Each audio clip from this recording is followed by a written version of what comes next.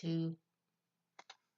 Hello, book lovers, and welcome to Book Talk Radio Club. My name is Claire Perkins, and today I'm talking to publisher Patricia Landy. Patricia is the publisher of What I Have to Tell, a memoir by the remarkable late Renata G. Justin, MD. In this harrowing and amazing memoir, Renata G. Justin describes her experience as a Jewish child in Germany, the loss of friends, teachers, and innocence. She is sent away in the middle of the night without siblings or parents to a boarding school in Holland. Meanwhile, her father is sent to a concentration camp and her mother makes a daring attempt to get him released.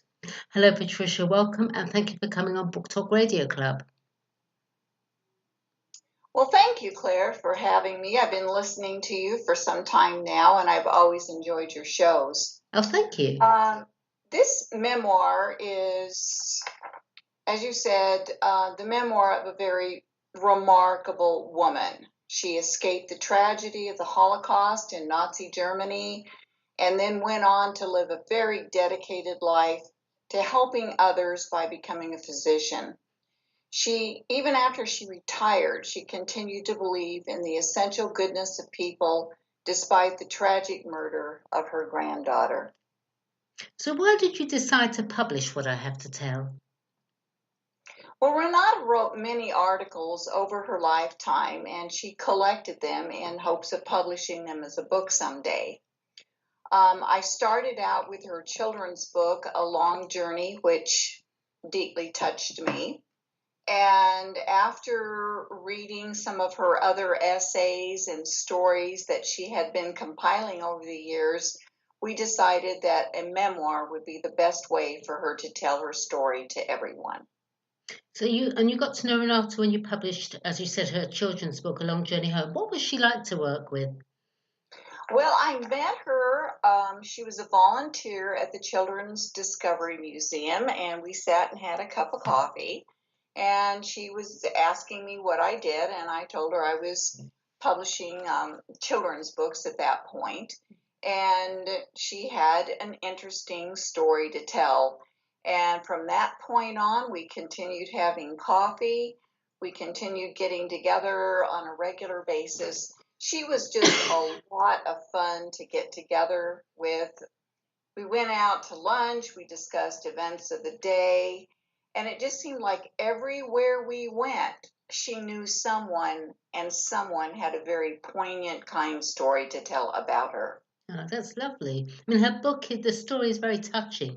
As I said in the introduction, she was a remarkable woman. From her escape from Nazi Germany and helping refugee European children to becoming a female doctor in the 1950s. I was in tears most of the way through reading What I Have to Tell. She battled through so many challenges in her life, didn't she? It's amazing the challenges that she took on. It's like when nothing else was possible or she had to encounter the impossible, she just took that and turned it right around and with a smile on her face just went, 100 miles an hour in the right direction. So after experiencing so much evil and ill will, she persevered and reached out to the marginalized and helped everyone she could. And this was especially true of her many patients. And I learned a lot about the medical profession from reading this book. Can we go into that a bit after? Sorry, Patricia. Can we go into that later on in the interview? I mean, the book starts with Renata describing her idyllic early childhood in Germany. However, by the time she reached 8 years old, the Nazis were marching through the streets of Germany, and on her birthday, she sees a sign at the restaurant where she was to celebrate. It said, Juden nicht erlaubt, Jews not permitted. I can't begin to believe what it must have been like living through those times. I'm Jewish, and although I've experienced anti-Semitism during my life, thank God it's not on that scale. Did Renata ever tell you how much hate affected her view of life?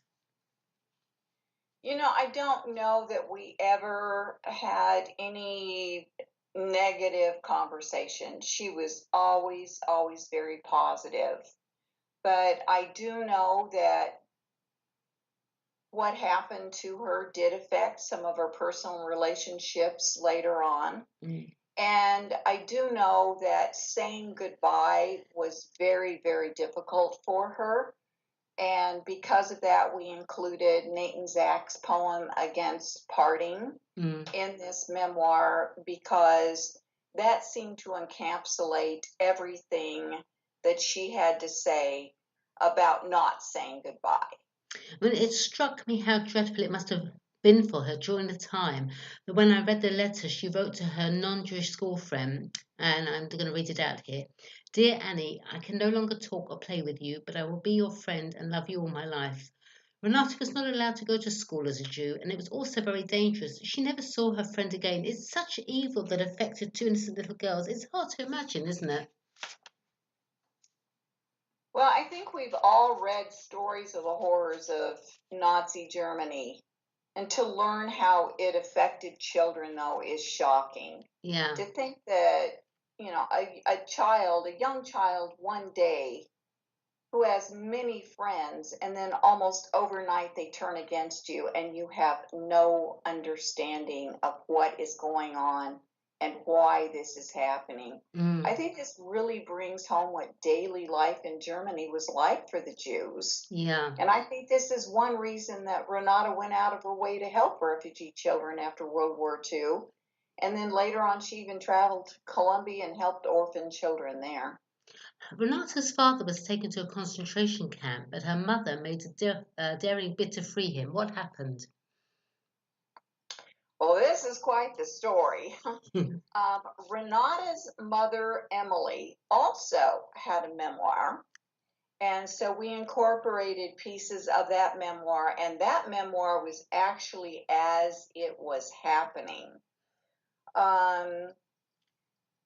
She left this document for her children, and she was a remarkable woman. She drove to the local Nazi headquarters. She brazenly asked for the release of her husband and one of his friends. And, to this very day, we do not know. No one in the family really knows why they were released. Was it because of what she did, her attempt, or a non-Jewish friend that perhaps intervened? Or as Renata described it, maybe it was just a throw of the dice. I mean, you can't imagine it, can you? You No. actually can't imagine it. But anyway, let's go on a bit more. The family reunites and finally escape to the USA with the help of the Quakers. On board a cargo ship, the TSS Rotterdam, they sail through the English Channel, terrified that their ship will hit a mine and perish, as did the passengers on board the Simon Bolivar, another ship filled with refugees. They arrived penniless upon arrival in New York in 1939 and were met by distant relatives who had found them an apartment, stocked their fridge, and gave them a month's worth of money to live on. Renata's father was a good salesman and a representative for a Belgian linen company, and confident he could earn money selling the linens despite his broken English. However, the Germans then invaded Belgium, and the invasion left him without a means to earn a living. Quaker volunteers helped them again. They found a job for Renata's mother as a living caretaker nurse for an elderly Quaker lady in Pennsylvania. Quite unbelievable what bad luck this family experienced, and yet they still came through in spite of the Nazis. It's like they get so many spaces, and then there's this big hurdle put in front of them. They jump over again and become out victorious once more. Her story is just quite incredible. Yes, and the roles of the role of the Quakers just cannot be, undermined, because they really did come to the rescue when things were crucial. And so even though Renata experienced all this cruelty, you have to look back at all the good things the Quakers did for them too. So, you have that thin line going on there. The people who did all the good things, who sacrificed everything for them. Yeah. And then you've got the evil on the other side that's trying to destroy everything. So it's a very nice balance between good and evil. Well, I think at that time evil outweighed the good, but the good came through in the end. Yes. I love the chapter about the first time in 1948 that Renata voted as an American citizen. I'm going to quote this. After I closed the black curtain of the booth and punched the buttons, I had to pull a lever to record my vote. In the privacy of the curtained space, I burst into tears, grateful that I was permitted to record my opinion without fear of retribution, and that my vote would be counted among millions to determine the political future which American citizens would accept. When I left the voting booth, no soldiers in uniforms were visible, no swastikas were in sight. I was safe. My vote was secret. No one knew or wanted to know for whom I voted. We take being able to vote and vote safely for granted, don't we? And yet, like most of Renata's memoir, it teaches us not to take the freedom and acceptance we enjoy for granted. Wouldn't you agree? Yes. And I think that even starts at the beginning of the book when she has such a great childhood that don't even take that much for granted. Our privileges, our ability to vote, it's something that we often take for granted, and then we don't exercise that privilege. Exactly. Then we can see through history what can happen. Yes, exactly. Renata made a promise to herself that if she escaped Germany and the Nazis, she would become a physician. What prompted her to make that decision, Patricia? She had some great teachers when she was in Holland. And one teacher in particular, I believe, was a biology teacher who later on lived to make some discoveries, really, really inspired her and made the difference in her life at that point in time in a young girl's life when you're looking for adult guidance. And this one teacher made that difference and asked that if polio should ever have a cure, could they please just go out and research polio and put that one to an end. And Renata took that seriously. And when she came to the United States, that was her mission. Yes, I mean, in 1947, Renata went to medical school to study and become a female physician. And in 1953, the polio vaccine was discovered. From dawn to dusk, Renata stood on the street in Cleveland giving injections of the vaccine to endless lines of citizens, all celebrating that Jonas Salk's vaccine had become available. And Renata lived through and participated in some of the 20th century's most historical events, didn't she? Her memoir is akin to reading a history of the early to mid 20th century. Oh yes, and she even worked in those contagious polio units, the whooping cough units, and because she was a female, that was what she was supposed to do. You know, a lot of the men didn't participate in that, but that was the big thing that she did, was try to take care of the people in the iron lungs. And then once the vaccine became available, I mean, she even writes about having blisters on her fingers from doing so many inoculations. Yeah, for people who don't know what an iron lung was, would you like to explain it? The iron lung? Yeah. Oh. Okay, well, what happened was polio affected breathing in the body, and some of the people that caught polio, I mean, some people were just unable to walk, they were disabled, but some people who caught polio were unable to breathe for themselves, and they were put inside these huge, great big, almost like a coffin, but it was an iron lung. Like coffin, and I've even seen pictures of them where, I mean, they're almost like pull-out drawers in a large wall also. And these people could do nothing but lie there, and sometimes they had a mirror above them so that they could at least see something that was going on, but they were totally paralyzed, and yeah, a coffin is really what they look like. And thank God for Jonas Salk. That's all I can say. Yes. So Renata says, "How dare I dream of entering the medical profession when I was when I was of the wrong sex, the wrong religion, and penniless.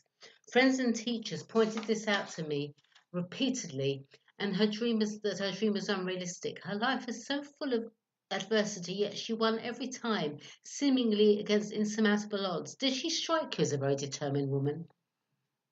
Oh yes, very determined. She did a lot of mountain climbing, and that takes a lot of determination. And especially when she was in her 80s, she climbed a 14er, which in Colorado terms that means a 14,000 feet. In her 80s.